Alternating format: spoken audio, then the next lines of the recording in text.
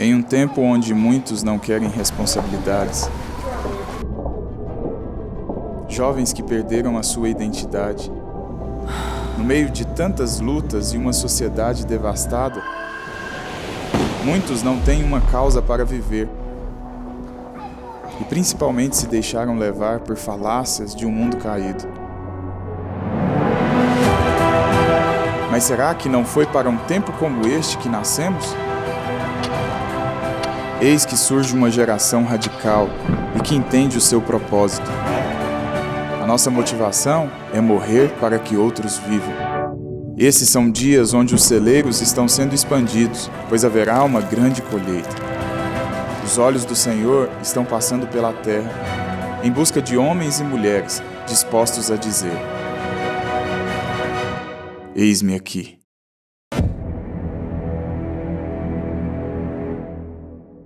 Aleluia, amém? Glória a Deus, irmãos, eu creio nisso, que os olhos do Senhor estão sobre toda a terra, em busca de alguém para dizer: eis-me aqui, eu estou pronto, amém? E sabe que teve duas pessoas na Bíblia que passaram por momentos como esse, justamente em tempos de grande crise, de morte, de devastação, de destruição. E eu quero compartilhar com vocês hoje a respeito dessas duas pessoas. Você foi chamado para esse tempo, amém, irmãos? Fala isso para a pessoa que está do seu lado: meu irmão, você nasceu para esse tempo. Aleluia. Eu quero despertar fé na sua vida a respeito disso. Onde muitas pessoas têm murmurado, têm reclamado, falado a respeito da política, onde todas as lideranças nossas têm se corrompido.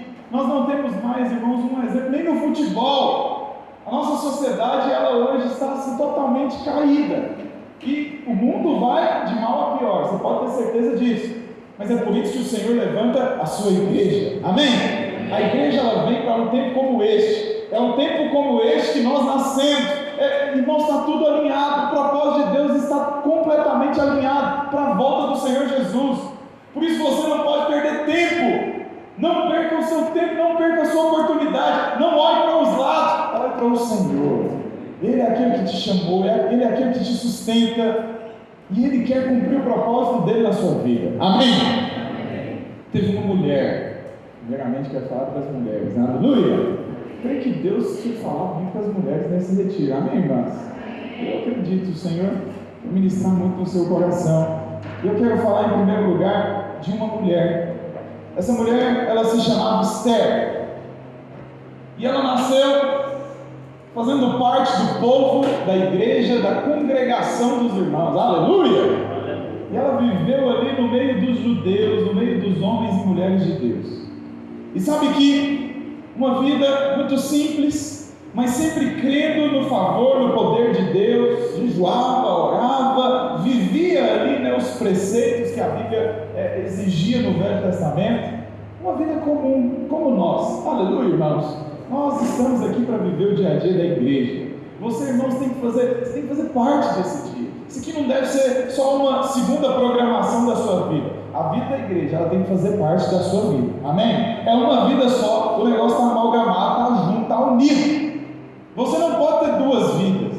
Você não pode viver, não, hoje é o dia da minha profissão, hoje é o dia de eu ser crente, e agora eu vou para a igreja. Não é assim, amém, irmãos? E sabe que Esther, ela vivia de acordo com aquilo que ela foi chamada.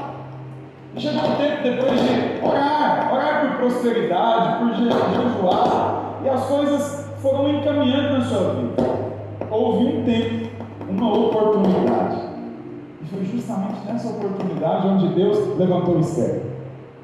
Existia um rei Assuero, e ele, como todo grande homem de Deus, maridão apaixonado. Quantos maridos apaixonados nós temos aqui? Levanta a mão.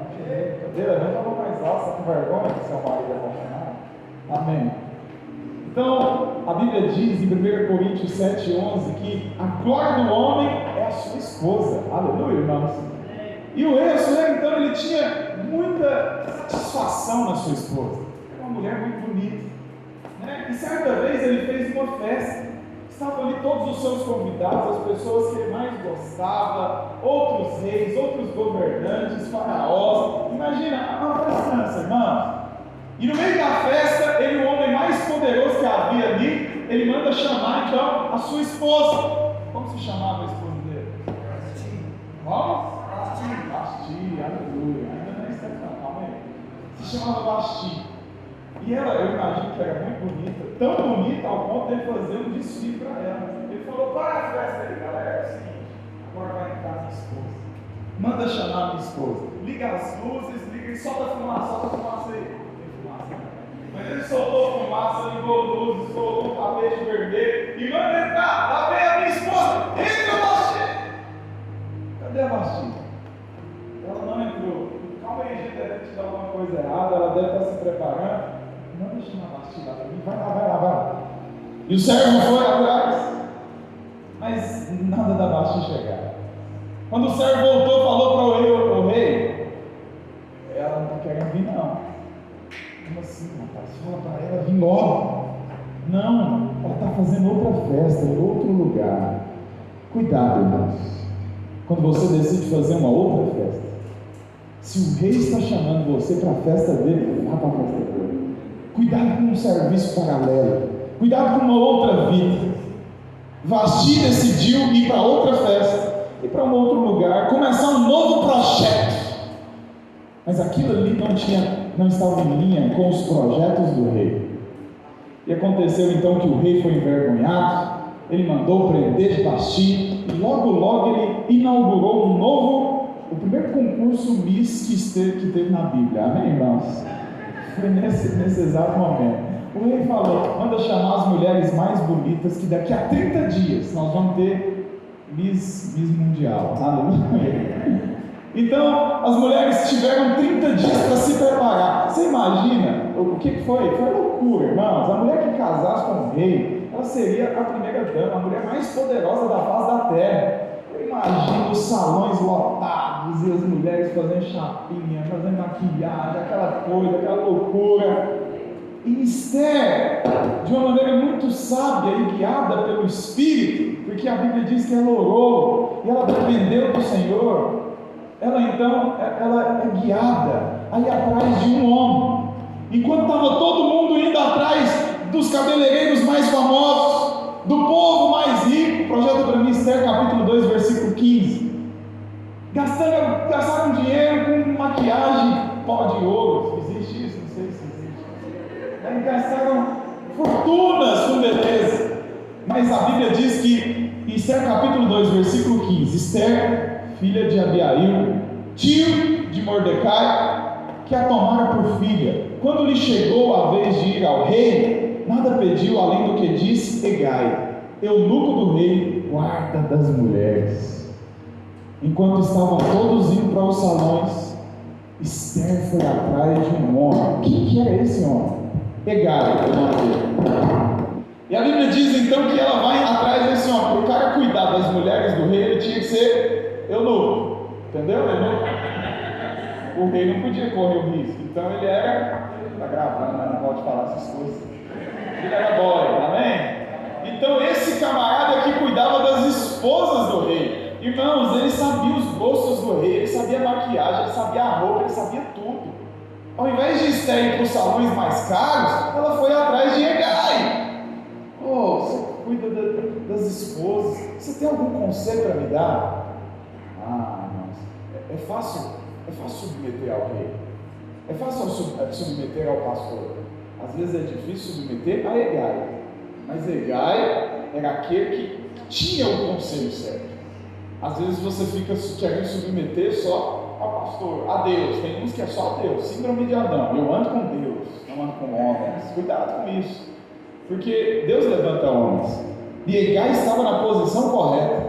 Esther foi atrás dele então, irmãos, e ela pegou todas as dicas. Muitas correram durante 30 dias, mas Esther pegou poucas dicas com Hegai. E é interessante que ela foi favorecida. A Bíblia fala isso por diversas vezes. No versículo 16, vamos continuar a leitura.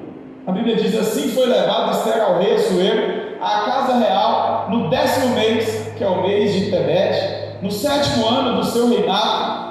Versículo 17: o rei amou a Esther mais do que a todas as mulheres, e ela alcançou perante ele favor e benevolência mais do que todas as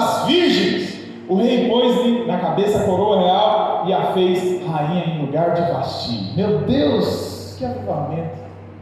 A mulher, esses dias, estava lá, no meio da pobreza, no meio dos judeus, vivendo uma vida simples, orando por prosperidade, mas chegou o tempo da sua oportunidade. Do nada surgiu um concurso, talvez seja uma vaga de emprego, onde tem muitos concorrentes. Eu fico imaginando quantos concorrentes tinham aqui, irmãos. Devia ser centenas de mulheres, mas o Senhor colocou ela no lugar certo, na hora certa. Isso é poderoso demais. Esther então entra para dentro da sua bênção, ela entra para o palácio e ela começa a desfrutar das bênçãos do Senhor. Você imagina, irmãos, alguém que talvez dormia ali numa caminha de pedra, com alguns trapos, agora dormir numa cama celestial, tendo um monte de servas servindo a ele, né? Carruagens das mais chiques, as melhores roupas. Essa agora era a vida de Esther. Esther passou a ser famosa no reino, né? Então é importante, irmãos, que nós tenhamos favor de Deus. O favor é o que determina a bênção. O rei poderia olhar para todas, mas ele olhou para ela, por conta do favor. O coração do rei estava nas mãos do Senhor. Isso aqui é poderoso demais, irmãos. Não tem ninguém que possa te resistir. Nem mesmo patrão, nem mesmo governo, nem mesmo pastor. Se Deus ele te escolheu, ele vai te colocar na hora certa, você pode ter certeza. Ainda que seja preciso remover reis, remover governos, remover até pastores. É porque às vezes os irmãos ficam com aquela, né? O meu líder está me perseguindo. É por isso que eu não sou levantado. Fique em paz, vai chegar o seu tempo. Porque quando chegar o tempo da sua oportunidade, irmãos, Deus vai te levantar. Amém? Amém. Você luta comigo. Essa palavra depois do almoço, irmãos, ela é luta. Se eu preciso, você levanta. Mas para que, irmãos, que Deus ele derrama sobre nós esse favor? Atos 1:8. A Bíblia diz em Atos 1:8 que nós receberemos uma unção. A Bíblia diz: e recebereis sobre vós o Espírito, mas recebereis poder ao descer sobre vós o Espírito Santo, e serei minhas testemunhas tanto em Jerusalém, como em toda a Judéia, Samaria, até os confins da terra. Toda unção, ela tem um motivo, ela tem um objetivo. Você não recebe uma unção só para ficar feliz, só para tremer, só para chorar. Não!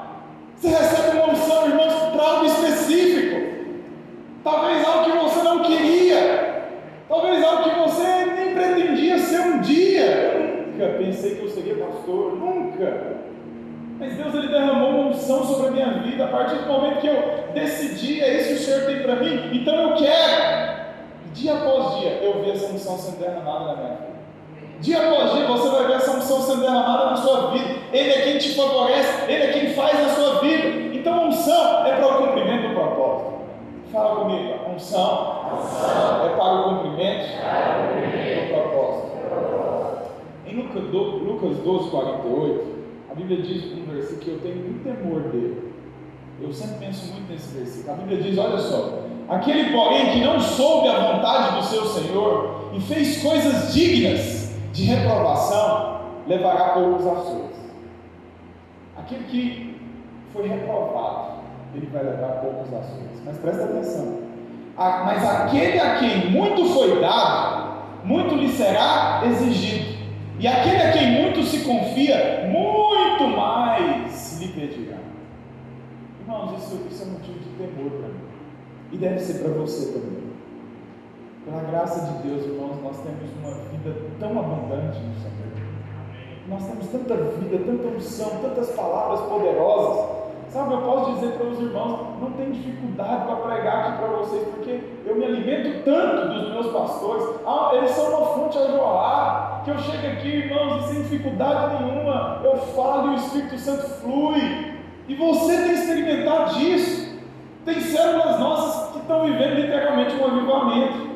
Semana passada foi na multiplicação da célula da Vitória, não cabia na casa. E olha que a área era gigantesca, irmãos, tinha menino em cima de menino, era impressionante. Tanta gente. Nós temos vivido dias poderosos. Mas, irmãos, presta atenção. Tudo que Deus dá é para um propósito. Você não poderia estar em outro lugar. Se veja como um privilegiado, mas entenda que tudo isso que está sendo derramado sobre a sua vida vai ser cobrado. essa unção não é para você ficar aí gordo espiritualmente. Se retém, mas você precisa levar, você precisa passar para frente. Amém, irmãos? A Bíblia diz em Esther, capítulo 3, versículo 8, a Bíblia conta também a história desse homem chamado Amã. Então disse Amã ao rei Assuero: existe espalhado, disperso entre os povos, em todas as províncias do teu rei, um povo cujas leis são diferentes das leis de todos os povos e que não cumpre as do rei. Esse camarada aqui era o puxa-saco do rei. Amã, ele ficava ali como um servo do rei, e ele, certa vez, ele sempre passava pelas pessoas e ele queria que as pessoas se ajoelhassem diante dele, só porque ele era um servo do rei. Mas os judeus, eles não se prostravam para ninguém além do Deus vivo. Amém, irmãos? O que ele fez então? Vou fazer algo. Ele embebedou o rei já estava para lá de Bagdá, tinha tomado algumas, e ele então falou para o rei: ô rei, você sabia que tem um povo aqui que eles não submetem às suas leis? Que eles não querem se ajoelhar diante do Senhor? Ele sabia que esse povo era os judeus. E o rei falou: mas que coisa que é essa? E ele falou: não, mas deixa que eu vou cuidar disso. Só vamos determinar um dia, daqui a um ano, um dia exato para matar todos os judeus, e eu vou cuidar desse negócio, eu vou resolver isso para o Senhor. O rei então foi lá e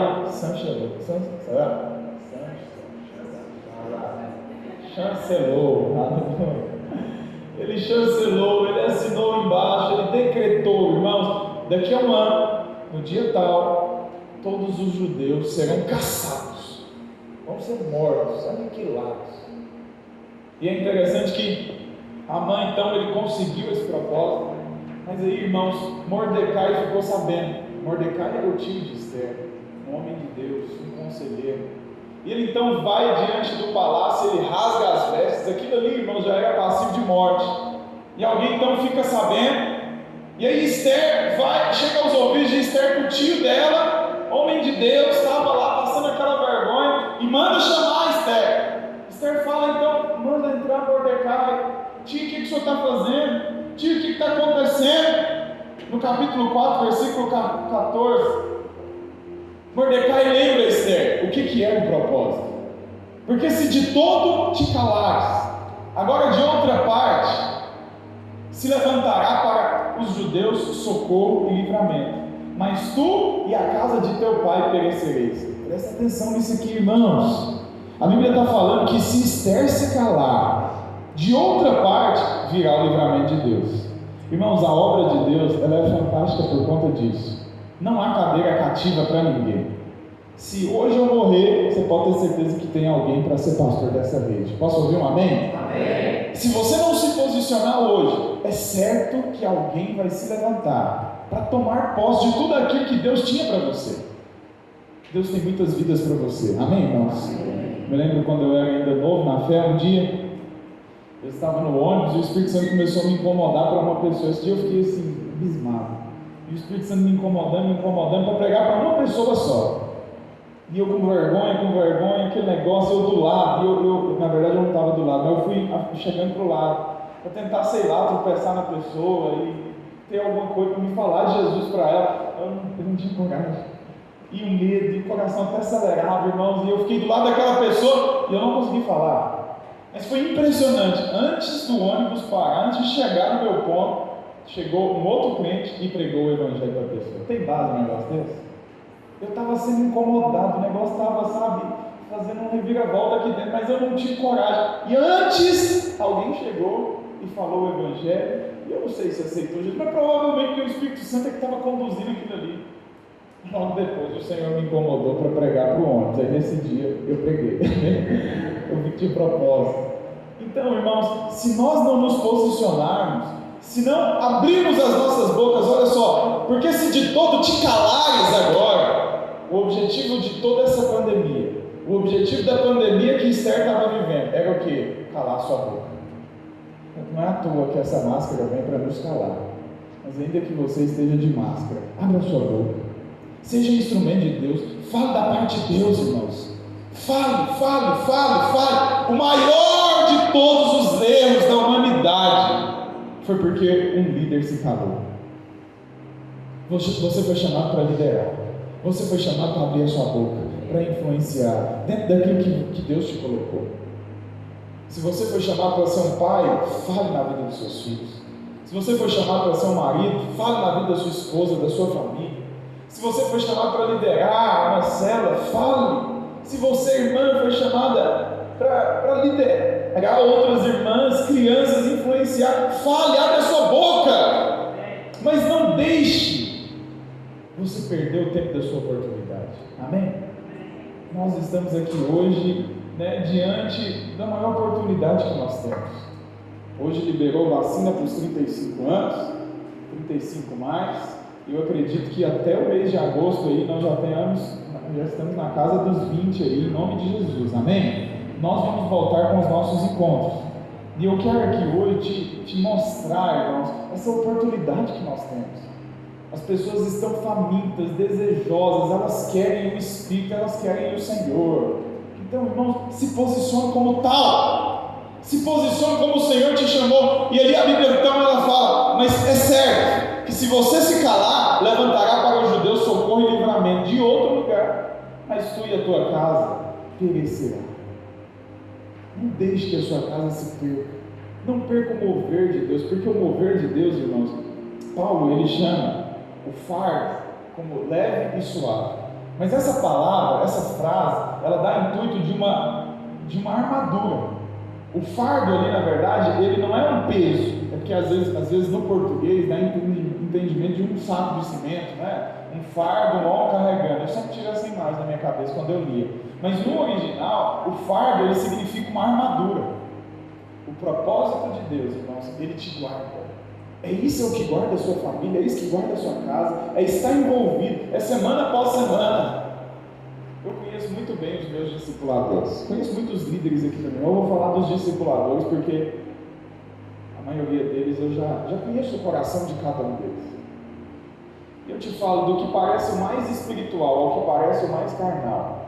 Todos eles, sem a presença do Senhor, irmãos, eles não são nada, literalmente nada. Eu vejo isso tanto neles quanto em mim. Sem a presença de Deus, irmãos, nós somos meros carnais. Se nós toda semana não buscarmos o Espírito Santo, é impressionante. A carnalidade ela sobe num nível tão alto que é impressionante. Eu louvo a Deus porque eles têm muita liberdade comigo. Então eles mostram o coração mesmo, mas eu vejo quando um tem orado mais e o outro não tem. Por quê? Porque sem a presença é só carne. Então fica uma dica aqui para as irmãs, as esposas e as que ainda não são esposas. Guarde o seu marido na presença de Deus. Mantenha ele envolvido com a obra. É assim que você vai guardar o seu marido das enviadas das trevas aí. Amém, irmãos? Então, vigia isso. Amor, você tem orado? Você está indo na oração? Liga para o pastor, vai orar lá com ele e tal. Entendeu? Essa é a dica. Mantenha a chama do seu marido acesa. Aleluia! Porque assim ele não vai se desviar do propósito. Mas então, irmãos, aqui em Esther, a Bíblia está falando que se ela não se posicionasse, ela ia perder o tempo da sua oportunidade. Fale dentro da sua casa, não se cale, retome o lugar, retome a sua posição. E como ouvirão se não há quem pregue? A Bíblia diz que nós devemos pregar o Evangelho, senão outros virão no nosso lugar. O que tem que ser feito, vai ser feito. O Senhor te escolheu, Ele te chamou, mas se você não falar de outro lugar, vai surgir alguém. E Esther, irmãos, louva a Deus, porque para nosso exemplo aqui hoje, ela discerniu o tempo, o propósito. No versículo 16, mostra a resposta de Esther. Ela vai, ajunta a todos os judeus. Presta atenção, todo mover de Deus tem ajuntamento, amém? Fala para o irmão que está do seu lado, fica junto. Cola em mim, que eu sou abençoado. E você vai ser abençoado também. Aleluia. Quando ele acordar aí, se estiver dormindo, fala para ele ficar em pé. Todo mover de Deus, irmãos, fala de ajuntamento. Mas todo mover do diabo fala de afastamento. O propósito do diabo é te afastar. É afastar dos irmãos, é afastar da família, é te separar. Não começa começa num novo projeto, começa com um povo novo, esse povo está chato demais. Não, irmãos, todos os povos têm dificuldades, você pode ter certeza. Mas nós precisamos resistir aos espinhos uns dos outros. Eu preciso do espinho dos meus irmãos. Eu preciso do seu espinho, amém, gente? Está incomodando, fura de vez em quando, mas esses espinhos seus aí é que vai me tratar. Tem hora que eu fico com raiva, dá vontade de bater, gente, mas eu não vou sair daqui. Nós dois vamos ficar juntos. A não ser que o Senhor multiplique, me leve, me envie, mas eu vou ficar aqui. E eu vou te suportar. Você vai me suportar? É assim que nós irmãos. Amém, irmãos? Aleluia! Então, irmãos, Deus, Ele moveu ali no coração. Às vezes, alguns irmãos, eles ficam preocupados com as coisas superficiais. Olha só, mas Esther, ela juntou o povo, os judeus que se acharam em Suzã, e ela disse: jejuai por mim, e não comais, nem bebais, por 3 dias, nem de noite nem de dia, eu e as minhas servas também jejuaremos. Depois irei ter com o rei, ainda que é contra a lei. Se perecer, pereci.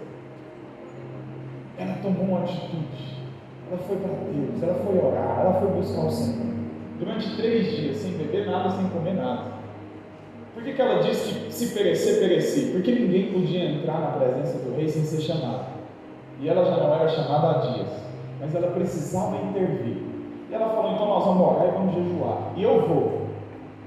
Mas quando alguém entra na presença do rei sem ser chamado, se o rei não estendesse o cetro, essa pessoa estava sendo condenada à morte. Irmãos, isso aí era assim, rotina lá no palácio, todo dia alguém morria por causa disso, então ninguém entrava lá. Mas Esther então pôs o povo para jejuar, pôs o povo para orar, e ela entrou diante do rei. Eu fico imaginando a cena, é cena de filme mesmo, né, irmãos? Ela ainda ali diante do rei, o rei sem entender, que loucura que é essa? Ela está querendo morrer, meu Deus? Essa mulher, e aí ela vai e se ajoelha. No Esther capítulo 5, versículo 1, a Bíblia diz: ao 3º dia Esther se aprontou com seus trajes reais e se pôs no pátio interior da casa do rei, de fronte da residência do rei. O rei estava sentado no seu trono real, fronteiro à porta da residência. Quando o rei viu a rainha Esther parada no pátio, alcançou ela, mais uma vez, favor. Nós precisamos de favor, né, irmãos? Perante ele, estendeu o rei para Esther o seu cetro de ouro que tinha na mão. Esther se chegou e tocou a ponta do cetro. E a Bíblia diz: então lhe disse o rei: que é o que tens, rainha Esther? Ou qual é a tua petição? Presta atenção. Ela foi diante do rei, irmãos, com a expectativa de talvez morrer. Mas sabe o que aconteceu? Deus moveu o coração do rei. Irmãs, você está à procura de um varão? Ora, jejua, porque Deus vai mover o coração dele. Aleluia. Irmão solteiro, você está em busca da varoa, antes de enviar o correio elegante mais tarde, ora, jejua, que quando ela pegar aquele correio elegante, irmãos, o Senhor vai mandar um anjo com fogo, o coração dela vai pegar fogo, vai bater mais forte, você vai alcançar uma cor. Mas não faça as coisas só por fazer. É só um correio elegante. Não, cuidado. Cadê o Guilherme? E começou com um correio elegante, não foi? Mandou o correio elegante ungido, foi lá, meteu o óleo de unção e enviou. O coração daquela disparou na hora. Foi assim que a rainha Esther fez. Irmãos, o camarada ficou tão chonadão nela, mas tão chonado, que olha a última frase que ele diz: até a metade do meu reino se te dará. O que é isso? Que homem apaixonado. Esse aqui é que é homem. Amém? Tem uns que ficam murriando no McDonald's aí, mas aqui que ama, Deus fala: irmã, varoa, vou te dar até a metade do meu reino. Ele não é muito grande, não. Tem uma motinha, uma bicicleta, mas a metade é seu. Mas ora antes, peça ao Senhor favor. Isso no Esther capítulo 9, versículo 1, ela tinha recebido o favor, e ela não se ocultou, ela se posicionou. Olha só, no dia 13 do 12º mês, que é o mês de Adar, quando chegou a palavra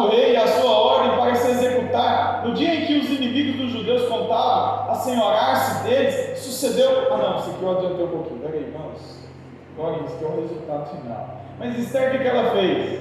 Ela então, de maneira muito sábia, depois que o cara já se declarou, falou, o reino é todo seu, ela foi lá e marcou um jantar, chamou Amã, lembra de Amã? O inimiguinho fofoqueiro? Chamou Amã para o jantar e ele se aprontou todo. A rainha Esther me chamou para um jantar com o rei. Tá? E ela foi para o jantar, chegou lá, ela contou tudo para o rei. Falou, eu quero falar para o senhor rei que esse camarada aqui, ele aprontou uma emboscada, uma arapuca para mim, para o povo judeu. Ele falou para o senhor que o povo judeu não se prostrava, mas porque isso é uma condição do nosso rei, ele explicou a situação, e o senhor colocou um decreto que todo judeu deveria morrer, mas deixa eu falar para você, rei, eu também me incluo nesse povo, eu também sou judio, e ele quer me matar. O que você acha que o rei fez nessa hora? Mexeu com a varoa dele, irmãos. Mexeu com a mulher da vida dele, mexeu com a paixão dele. Então o rei pegou e ele disse algo. Certa vez ele lendo lá as crônicas, ele viu que em uma dos muitos acontecimentos dos reinados, Mordecai tinha livrado o rei de uma situação da morte. E ele se lembrou de Mordecai. Então ele chegou para Amã e falou para Amã, o que eu devo fazer com um homem que deve ser honrado? E a mãe imediatamente, fofoqueiro, mexeriqueiro, falou, rei, você pensou, é comigo, né? Você põe esse cara em cima de um cavalo branco, manda ele desfilar na cidade com holofote, com tudo que tem direito, o povo jogando pétalas para cima, soltando foguete, que é isso? E ele então falou isso para o rei falou, é isso que eu devo fazer com um homem que eu devo honrar? Então faz o seguinte, chama Mordecai, nós vamos fazer isso com ele. Nossa, imagina ele tentando morder o cotovelo na hora. Amã tinha mandado fazer uma forca. A forca era justamente para Mordecai. Mas o rei pega a forca e coloca Amã como disciplina, por tentar mexer com a sua varoa. Amém, irmãos? E assim então é o desfecho dessa história. Aqui nós vemos que Mordecai, ele disse algo para ela.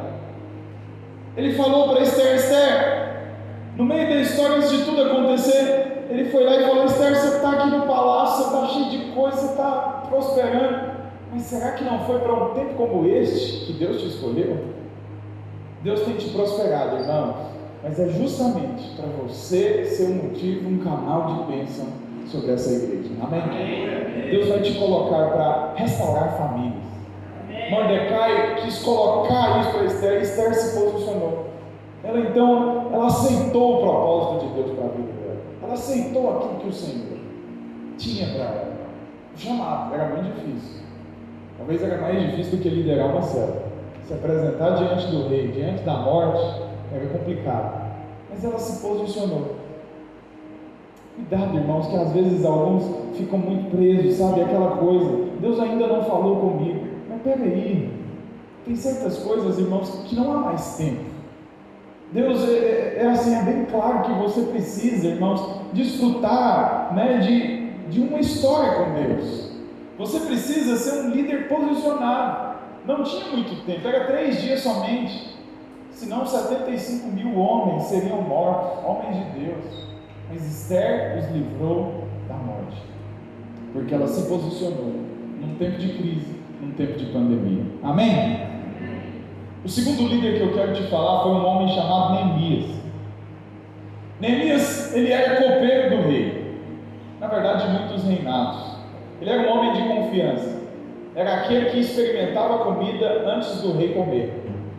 Eu já fui copeiro do general no exército, eu era o único soldado que servia ao general, porque eles tinham medo de ir envenenado. Mas por que você acha que me escolheram para ser copeiro do general? Por que você acha? Porque eu era homem de Deus posicionado ali dentro. Se colocasse qualquer soldado que tivesse uma fama qualquer, você acha que iam colocar? Mas eu me posicionei em Deus, e aos poucos o Senhor foi escrevendo uma história, até Ele me colocar como o soldado. Não é uma posição tão maravilhosa assim, mas que servia a comida do general. Isso é a favor de Deus, posso te dizer. Não só servia, mas eu comia. Lá foi o primeiro lugar que eu comi essas comidas doidas tudo. Polvo, salmão, nunca tinha comido essas coisas na minha vida. Mas tinha que servir o general e eu comia o resto do general. Aleluia! Coisa que nenhum soldado fazia. Amém? Me presta atenção. Ele era copeiro, um homem de Deus, um homem posicionado. E ele, irmãos, a sua cidade, ela passou por um vexame. Neemias capítulo 1, versículo 3. Projeta para mim, por favor. A Bíblia diz, enquanto ele vai projetando, eu vou lendo, irmãos, porque aqui eu vou ler muita Bíblia com você. A Bíblia diz no capítulo 3, no versículo 1 de Neemias, que eles estavam passando por um grande problema. Era uma situação, olha só, disseram-me, os restantes que não foram levados para o exílio e se acham lá na província, estão em grande miséria e desprezo. O povo de Deus tinha sido levado cativo, eram escravos, mas o pouco que tinha restado, eles estavam vivendo em miséria e desprezo. Sabe há quanto tempo? 100 anos. 100 anos. Já tinha trocado a geração e o povo vivendo em desprezo e miséria. Não é uma luta um negócio desse? 100 anos, irmãos.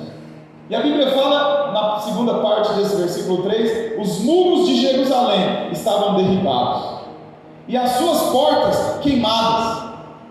Quando o muro de uma cidade no Velho Testamento estava derribado, estava queimado, isso significava desonra, vergonha. Era como se aquela cidade, a única cidade, não tivesse homem suficiente para trabalhar e para edificar os muros. Era vergonhoso. A vergonha tinha se instaurado naquele lugar, irmãos. Eles estavam vivendo um vexame, além da miséria, além da pobreza. E a Bíblia diz então que no versículo 4, tendo eu ouvido estas palavras, assentei-me e chorei, e lamentei por alguns dias, e estive jejuando e orando perante Deus. Esse camarada entendeu tudo a respeito da edificação da obra. Você, meu irmão, minha irmã, que está aqui hoje, líder de célula, líderes em treinamento, futuros líderes, posso ouvir um amém? Amém! Você foi chamado para edificar uma obra. Você vai mexer com muros quebrados. Você vai mexer com coisas destruídas, com famílias destruídas. Mas você tem uma unção para restaurar, para curar, para chamar de volta aqueles que perderam a sua identidade. Só entenda a sua posição. Irmãos, 100 anos é muita coisa. 100 anos de uma multidão de gente, não tinha um homem sequer para falar: galera, vamos fazer um mutirão aqui, vamos edificar a obra.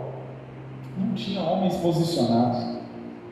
Neemias então ele se posiciona, e a Bíblia diz lá no capítulo 2, versículo 2, que ele vai e pede diante do rei para que liberasse ele. Olha só, o rei me diz: por que está triste o teu rosto, se não estás doente? Tem de ser tristeza do coração. Então temi sobremaneira e lhe respondi: viva o rei para sempre. Como não me estaria triste o rosto, se a cidade onde estão os sepulcros dos meus pais está assolada e tem as portas consumidas pelo fogo? Presta atenção. O zelo pela obra, irmãos, consumiu tanto esse homem que ele chorava. Ele estava triste. Sabe que tem tempos de rir, tem tempos de se alegrar, mas tem tempos de chorar também. Sabia disso? Eu me lembro de uma célula minha que eu vivi uma crise tão profunda com ela, irmãos, era impressionante. Nem o lanche atraía a pessoa para aquela célula. Eu fazia o melhor lanche, eu estava para pagar a gente para ir para lá. Quanto você quer para ir visitar uma célula minha? Irmãos, estava difícil o negócio, estava difícil. Não tinha visitante. Era eu e mais 3 irmãozinhos.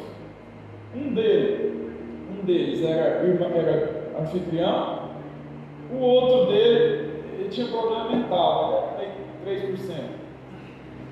Tinha umas ideias muito doidinhas lá, não pensava muito bem. E aí por isso ele ia para a célula, amém? E o outro, eu não sei o que ele estava fazendo lá, porque ele nem conversava direito. Falava para ele: amém? Posso ouvir um glória a Deus? Fala amém, irmão! Por muito tempo eu achei que ele era mudo, porque ele tinha problema na voz, mas não era não. Isso era tímido mesmo. Esses eram os 3 irmãozinhos da minha célula. Muito tempo eu fiquei naquela crise. Sabe que um dia o Senhor ele me levou a chorar. Eu cheguei na célula, irmãos, e eu só chorei. Os 3 estavam ali na rodinha, como a gente sempre fazia, e eu indignado com aquela situação. Não vem um visitante. nós evangelizamos, nós fazemos tudo, mas nada acontece. Eu ajoelhei no chão e comecei a chorar, irmãos. E essa célula esse dia foi só de choro. Tem base, não é Deus? Que isso, pastor, está contra a visão. Movido pelo Espírito, amém? Às vezes tem crises que você precisa expor. Eu lembro que eu só chorei. E eles ficou os três lá olhando um para o outro, né? Vendo eu chorar. Eu falo, Deus, essa situação, eu não aguento mais isso aqui, Senhor. Não salva nenhuma vida, esse negócio não rompe, nada acontece. Eu não vou te contar o desfecho, mas eu posso te dizer que Deus me abençoou naquela cela, amém? Mas o que eu quero focar aqui em você é porque às vezes você está vendo a crise, você está vendo o mundo destruído, você está vendo a cidade sendo assolada e você está feliz da vida. Não chora, não rompe a coisa e você está aí, está tudo normal, é assim mesmo. 1 ano, 2 anos, a célula não multiplica, nada rompe na sua vida, você está estagnado, meu irmão. Não pode. Isso precisa sair de dentro de você. E saiu tanto de Neemias que o próprio rei, ele viu, ô camarada, você está doente? Se você não está doente, você está muito triste. O que está acontecendo? Ele falou, como que eu vou ficar feliz se os muros da minha cidade estão destruídos? Não tem como, não tem alegria, não tem motivo aqui para mim ficar pulando, não! E a Bíblia diz então no versículo 4, disse-me o rei, que me pedes agora? Então orei a Deus dos céus, ele orou, amém, irmãos? E disse ao rei, se é do agrado do rei, e se o teu servo acha mercê, favor em tua presença, peço-te que me envies ajudar a cidade dos sepulcros dos meus pais, para que eu a reedifique. Então o rei, estando a rainha assentada junto dele, lhe disse, quanto durará a tua ausência? Quando voltarás? Aprove ao rei enviar-me e marquei certo prazo. E ainda disse ao rei, se ao rei parece bem, deem-se-me cartas para os governadores além do Eufrates, para que me permitam passar e entrar em Judá. Essa carta aqui era um pedágio. Dá uma cartinha sua, rei, só autorizando eu passar pelas estradas e que eu vou voltar para a minha terra. E ele disse então, como também carta para Asaf, guardas das matas do rei, para que me dê madeira, para as vigas das portas da cidadela do templo, para os muros da cidade e para a casa em que deverei alojar. E o rei mais deu, porque a boa mão de Deus era comigo. Aleluia! Ele pediu então 2 cartas, me dá uma autorizando eu passar pelos reinados, e me dá uma autorizando o chefe da mata, me dá madeira, porque eu vou edificar o muro. Irmãos, pega aí, o cara quer edificar um muro que tem 100 anos que está destruído, não é muita ousadia? Tem uma cidade, está cheio de gente lá, ninguém nunca se posicionou em 100 anos. Mas Neemias nem foi visitar a obra, ele já se posicionou, já foi atrás de madeira, vamos edificar esse muro. E a Bíblia diz então no versículo 10, aqui é a chave, presta atenção. Versículo 10, a Bíblia fala, disto ficaram sabendo Sambalate. Fala aí, Sambalate. Cara, que late esse aqui. Foi sem graça, né? Mas amém. O Horonita e Tobias, o servo amonita. E muito lhes desagradou que alguém viesse a procurar o bem dos filhos de Israel. Que camarada doido. Ele ia para edificar o muro, para construir o muro que tinham destruído. Mas esse tal de Sambalate e esse tal de Tobias, eles ficaram tristes, ficaram decepcionados. Eles não queriam. Todas as vezes que você for se levantar para fazer o mover de Deus, alguém vai se levantar para falar mal. E infelizmente, às vezes são os irmãos da própria casa. Todas as vezes que você se levantar para trazer o reino de Deus sobre essa terra, vai se levantar um Sambalate. Vai começar a latir, vai começar a rugir como um demônio falso, para tentar tirar o propósito de Deus na sua vida. No versículo 17 do capítulo, versículo 17, pode ir lá para mim. A Bíblia diz, então lhes disse, estáis vendo a miséria em que estamos? Jerusalém assolada e as suas portas queimadas. Olha só, você não está vendo não? Pandemia, gente morrendo, tudo de ruim acontecendo. Você é cego? E ele continua dizendo: e as suas portas queimadas, vinde, pois edifiquemos os muros de Jerusalém e deixemos de ser opróbrio. Ele falando, né, que e lhes declarei como a boa mão do meu Deus estivera comigo, e também as palavras que o rei me falara. Então disseram: disponhamos-nos e edifiquemos, e fortaleceram as mãos para a boa obra. Ele reuniu a galera, reuniu os irmãos, e ele começou a falar para eles: está tudo assolado, está tudo destruído, mas nós podemos reestruturar isso aqui. Todo líder, irmãos, ele é um encorajador, amém? Fala para o irmão que está do seu lado: você é um encorajador. Você foi chamado para encorajar. No dia em que uma pessoa estiver desistindo, irmãos, você é um encorajador. Você é aquele que vai falar para ele: meu irmão, você consegue, vamos para cima, deixa o rio fluir. Se posiciona contra essa frieza, se posiciona contra essa estagnação, se posiciona. Mas o versículo 19, mais uma vez, o que diz? Porém Sambalate, o Horonita, e Tobias, o servo amonita, e Gesem, o arábio, quando souberam, zombaram de nós e nos desprezaram. Querem parar o mover de Deus. Se você quer, meu irmão, ser um líder de célula, se você quer marcar essa geração, eu quero te dizer: vão rir de você, vão zombar de você. Principalmente se você tem um entendimento que você está vivendo os seus últimos dias. Você vai ter pressa, você vai correr. Alguns riem, alguns, às vezes até dentro da própria casa. Às vezes perguntam: para que isso tudo? Para que um retiro como esse? Para que gastar tanto dinheiro com um jantar de casais? Para quê?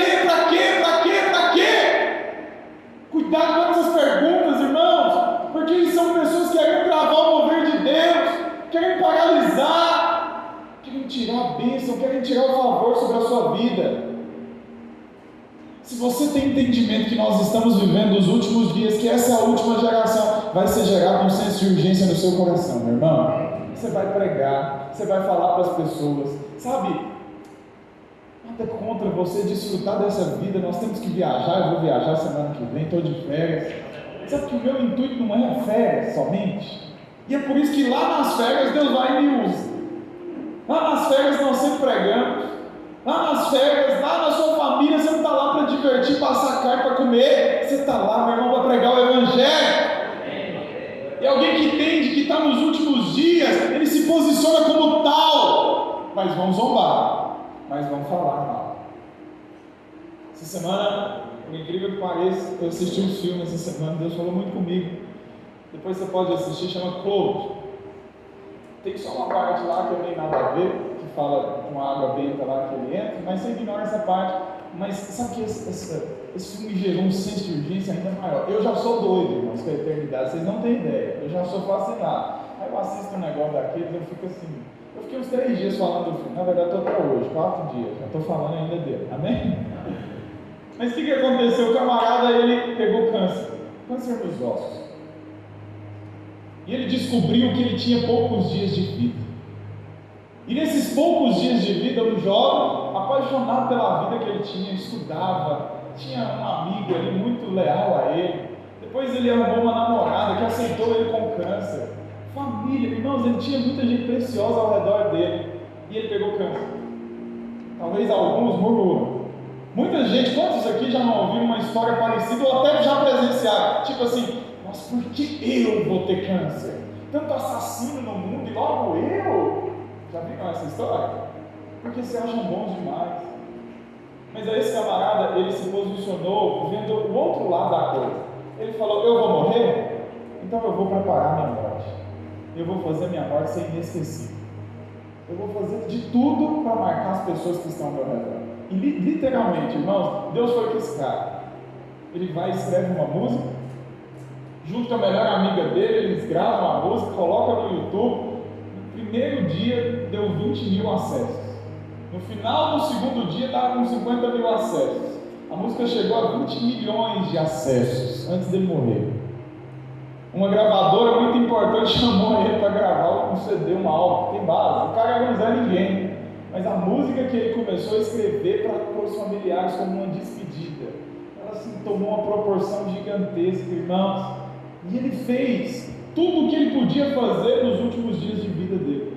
Quando faltava um mês para ele morrer, os médicos falaram que ele não ia chegar na formatura, e aí então a cidade vai, se posiciona e faz um show para ele, juntamente com a formatura, e ele, ali no show mesmo, ele passa mal, né, e quase que ele não chega no final do show, e ele morre.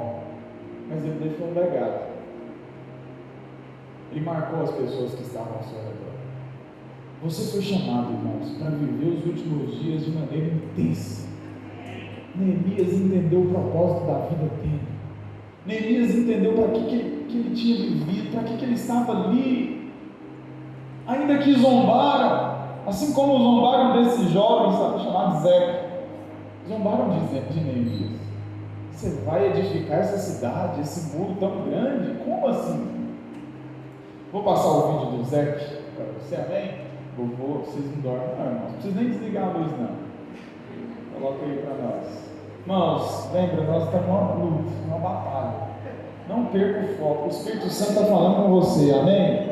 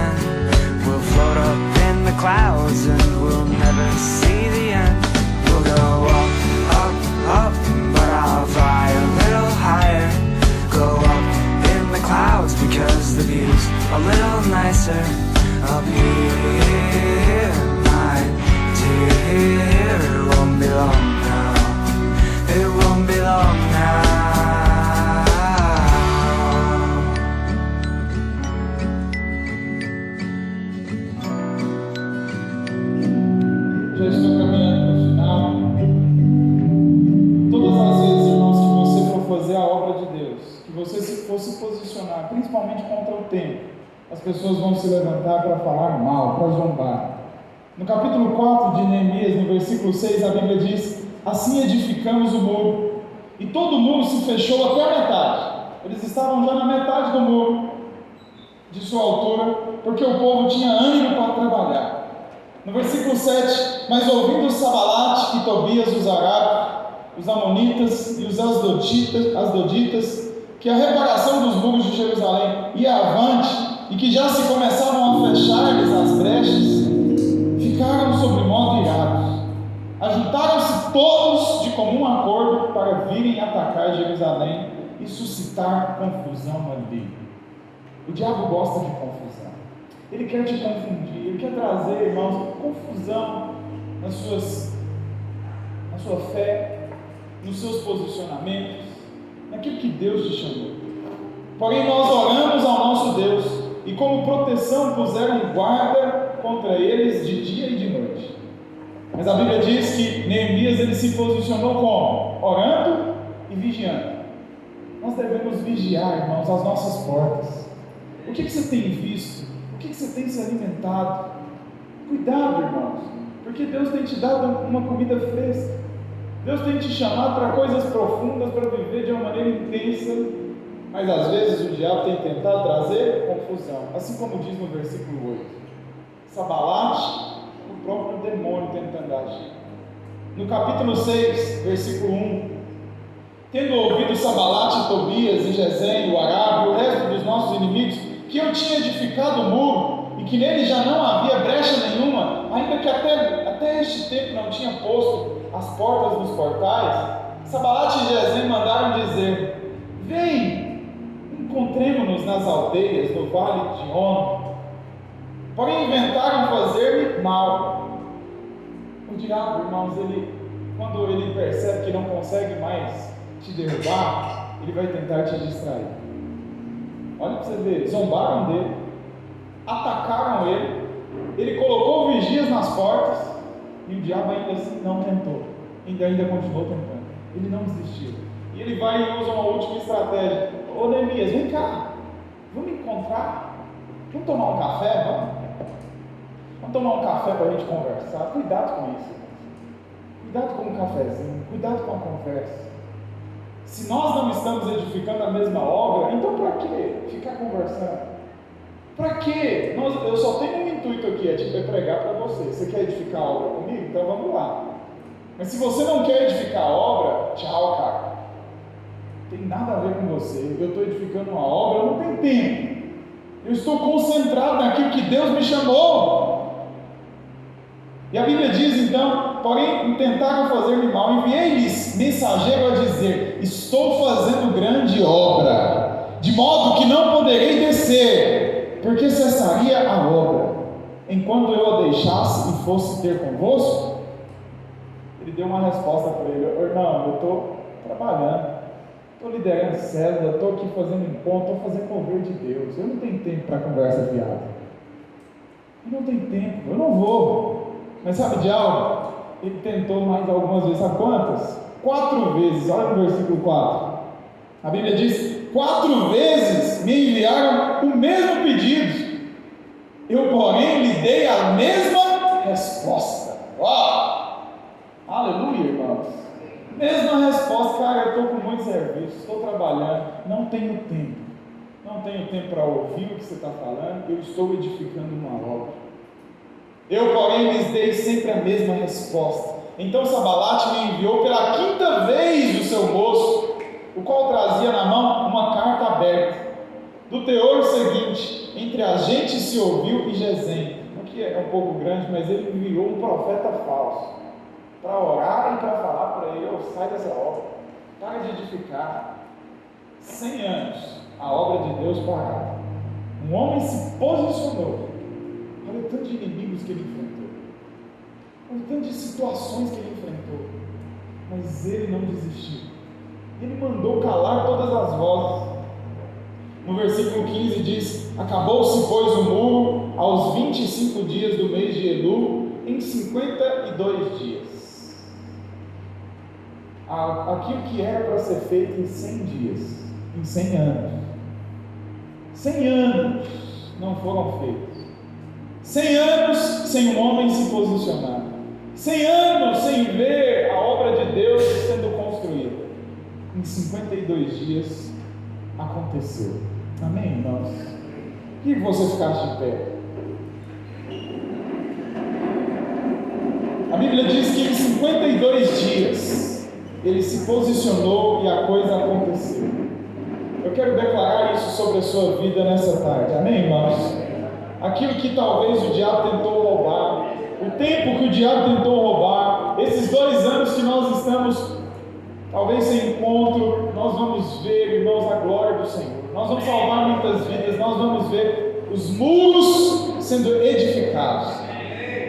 No capítulo 7, no versículo 1 diz: ora, uma vez reedificado o muro e assentadas as portas, estabelecidos os porteiros, os cantores e os levitas, eu nomeei Anani, meu irmão, e Ananias, maioral do castelo sobre Jerusalém. Ananias era homem fiel e temente a Deus mais do que muitos outros. E lhes disse: não se abram as portas de Jerusalém, até que o sol aqueça, e enquanto os guardas ainda estão ali. Presta atenção. Ele disse algo. Ele posicionou ali 2 homens. E é engraçado, irmãos, que esses 2 homens, eles têm 2 significados. A princípio nós vemos os nomes e nós não entendemos o que é, né? Mas sabe que Anani significa gracioso no original? Não, isso não é poderoso. E Ananias significa Deus tem favor. Ou seja, depois de ter edificado a obra, depois de ter vencido as lutas, o Senhor colocou o que na porta da obra, da edificação? A graça, o favor do Senhor. Não é à toa esses 2 homens, não é à toa esses 2 nomes. Deus, Ele tem derramado uma unção sobre nós. Amém, irmãos?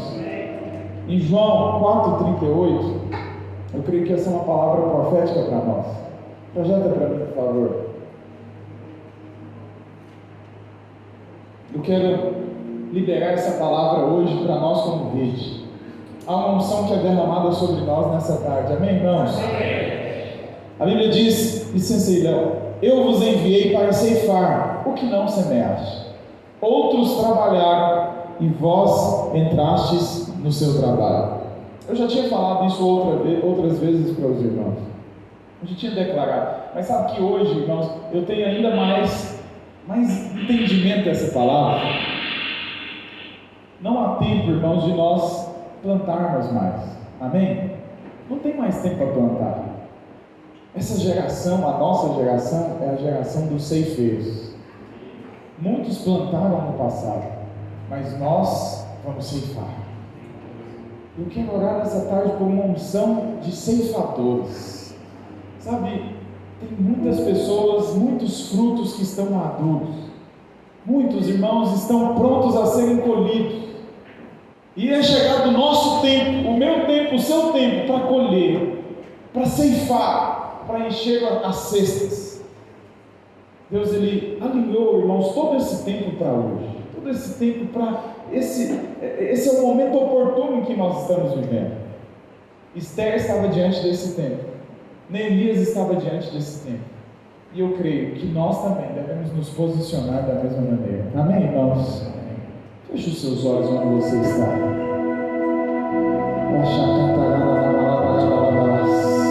Oh, Espírito Santo.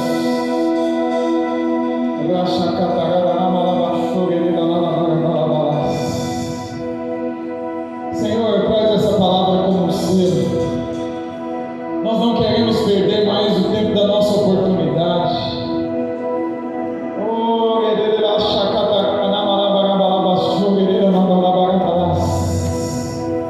Senhor, derrama unção sobre nós.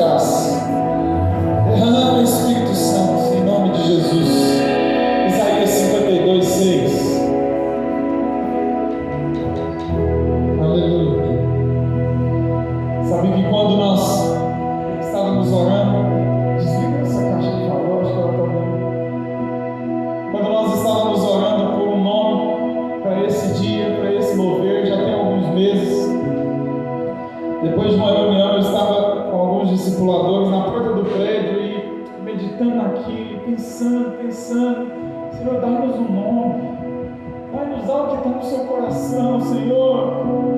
Foi quando veio esse nome, né? Esse eis-me aqui, here I am, né? E nós começamos a meditar naquilo. O Guilherme, o Júlio estavam comigo nesse dia, já era meia-noite, prédio trancado, nós ali correndo risco de vida, ali no meio do Garavela. E nós abrimos um versículo e eu confesso para os irmãos, naquele dia eu fui para casa chorando.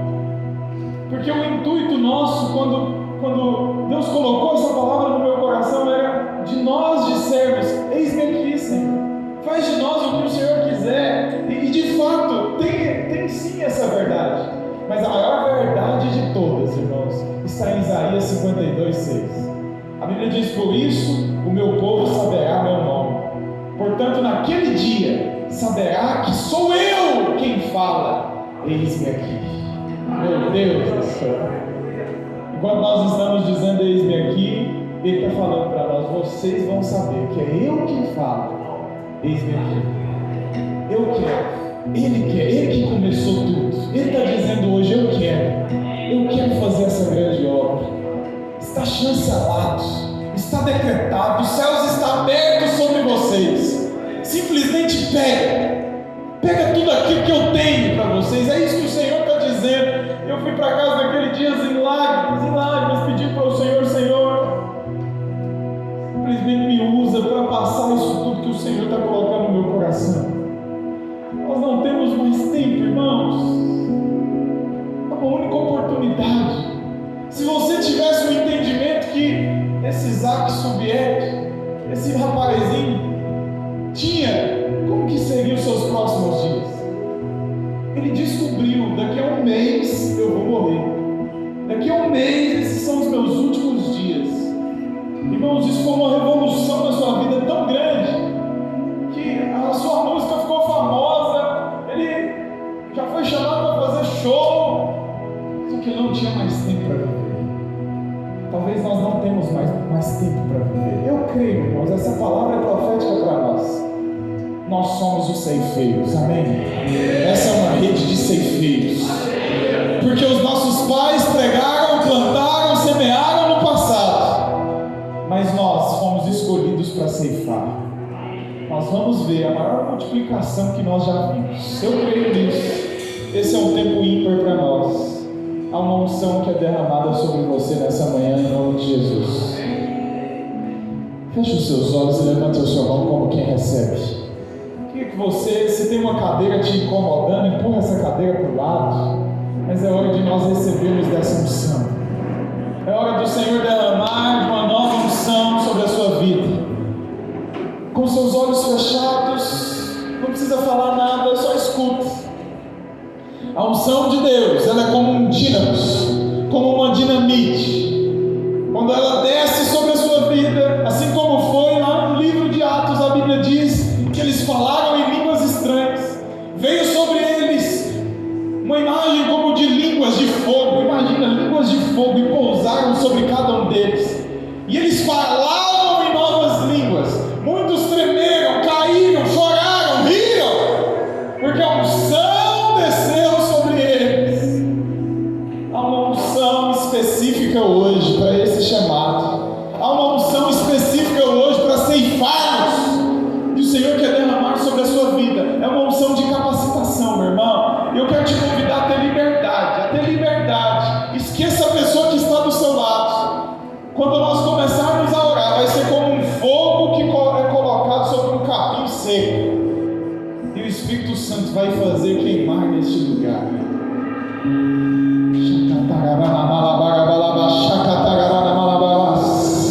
Os discipuladores começam a passar no meio dos irmãos e impor as mãos. Deixa o fogo subir neste lugar. Começa a ministrar essa unção de ceifeiros.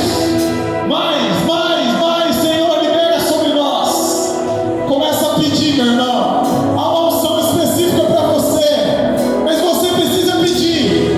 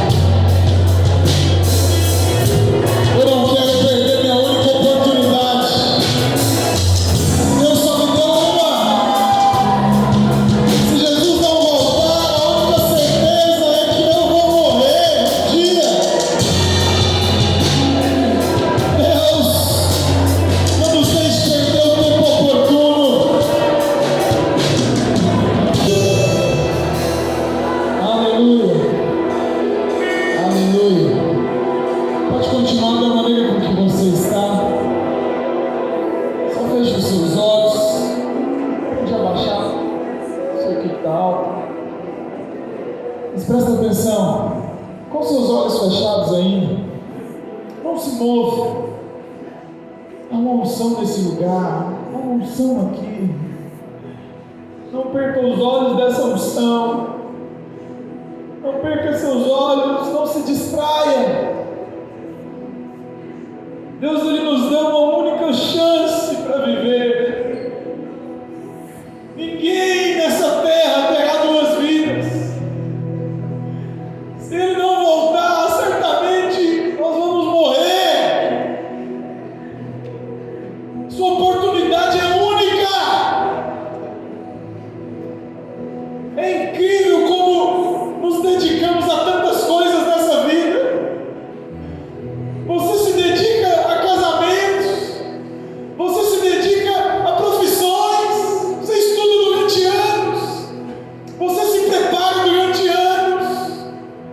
Mas é incrível como algumas pessoas simplesmente não se preparam para morrer.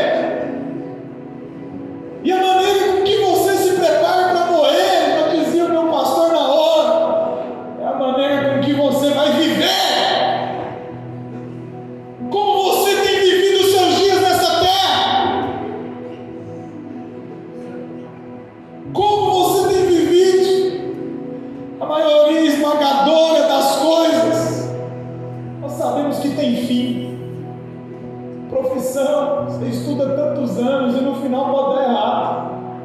Minha esposa estudou anos contabilidade, se formou, mas não deu em nada. Hoje Deus chamou ela para outro lugar, ela nem trabalha na área. Você se dedica tantos anos para uma profissão, para um casamento, para ter filhos, mas tudo isso é incerto. A única coisa que é certa nessa vida, irmãos, é que você vai morrer um dia. Mas muitos, até mesmo líderes, eles têm vivido e passado essa vida, irmãos, de qualquer maneira. Escolha como você vai viver os poucos dias que Deus te deu. Muitos não entendem, mas essa é a verdade. Você é escolhido, irmãos. Você foi completamente escolhido pelo Senhor para um propósito específico. Não perca tempo, não fique em cima do muro. Não fique perdendo perdendo tempo com coisas banais. Será que essa pessoa que Deus colocou na minha vida, Deus te deu um líder, Deus te deu um casamento, isso tudo para um propósito. Não perca seu tempo. Aproveite a oportunidade que Deus te deu. Sabe que para um óvulo se fecundar é uma corrida, irmãos, com 700 milhões de espermatozoides. E você estava lá no meio. Isso não pode ser fruto do acaso. Não tem como você falar para mim que no meio de 700 milhões nasceu o Eduardo. Isso não é obra do acaso. Foi Deus quem te separou antes mesmo do óvulo ser fecundado. Antes mesmo do espermatozoide entrar na corrida, o Senhor já tinha te escolhido. Deus colocou o dedo em cima de você e falou: vai ser esse aqui, ele vai nascer, ele vai destruir as obras do diabo, ele nasceu para marcar essa geração. Você não está aqui por um acaso. A Bíblia diz em Jeremias 1,5: antes que eu te formasse no ventre materno, eu te escolhi. Antes que saísses da madre, te consagrei, te constituí. Ele já tinha te escolhido, meu irmão. Salmo 139:13, na versão a mensagem, olha isso aqui. Olha o que o profeta fala. Assim, tu me moldaste por dentro e por fora. Tu me formaste no útero da minha mãe. Obrigado, grande Deus. É de ficar sem fôlego. Corpo e alma sou maravilhosamente formado. Eu te louvo e te adoro. Que criação! Tu me conheces por dentro e por fora. Conheces cada osso do meu corpo. Sabes exatamente como fui feito. Aos poucos, como fui esculpido. Do nada.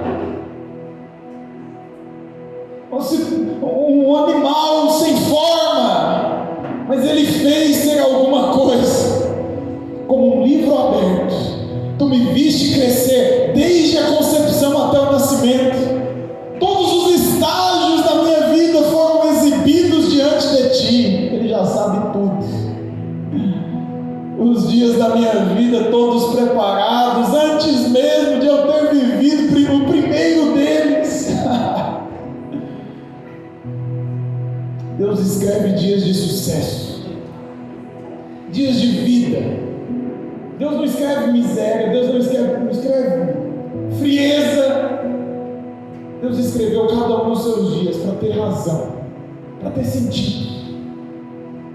Mas por conta do orgulho, por conta da justiça própria, do medo, da covardia, muitos de nós talvez saímos da rota, se saiu do propósito. Mas hoje, irmãos, Deus te trouxe aqui para alinhar propósito. Não se engane. Não é aqui, não é ali, é dentro do propósito de Deus. Você precisa estar alinhado com o propósito de Deus. O melhor lugar que Deus planejou é no centro da sua vontade.